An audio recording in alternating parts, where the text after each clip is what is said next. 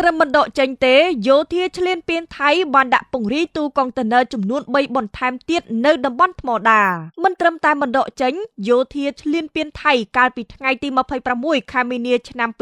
2026បានយកទូកុងតឺន័រចំនួន3បន្ថែមទៀតមកដាក់ព័ទ្ធក្នុងទឹកដីកម្ពុជាស្ថិតនៅឃុំថ្មដាស្រុកវាលវែងខេត្តពោធិ៍សាត់នេះបើយោងតាមសេចក្តីប្រកាសព័ត៌មានរបស់ក្រសួងការបរទេសកម្ពុជានៅថ្ងៃទី27ខែមីនាលោកឧបនាយករដ្ឋមន្ត្រីប្រាក់សុខុនរដ្ឋមន្ត្រីការបរទេសបានដឹកនាំអង្គទូតនិងតំណាងអង្គការអន្តរជាតិប្រចាំកម្ពុជាចុះពិនិត្យស្ថានភាពនៅតំបន់ច្រកទ្វារព្រំដែនជ័យជំនះឬច្រកទ្វារព្រំដែនថ្មដាក្នុងឃុំថ្មដាដែលកងទ័ពថៃបានរៀបបន្លាលួសនិងដាក់ទូកុងតឺន័រតាមរយៈសេចក្តីប្រកាសព័ត៌មានស្តីពីដំណើរចុះត្រួតពិនិត្យនេះក្រសួងការបរទេសអះអាងថាទូកុងតឺន័រថ្មីទាំង3នោះថៃទើបដាក់ដើម្បីបិទផ្លូវជាតិលេខ55និងបិទផ្លូវចូលផ្ទះនិងដីធ្លីរបស់ពលរដ្ឋភាសាខ្មែរក្រៅតែពីចុះទៅកាន់តំបន់ព្រំដែនដែលថៃរំលោភកាន់កាប់ដីកម្ពុជានេះគណៈប្រតិភូបរទេសដឹកនាំដោយរដ្ឋមន្ត្រីការបរទេសកម្ពុជាក៏បានចុះសួរសុខទុក្ខនិងសំណេះសំណាលជាមួយពលរដ្ឋភាសាកម្ពុជា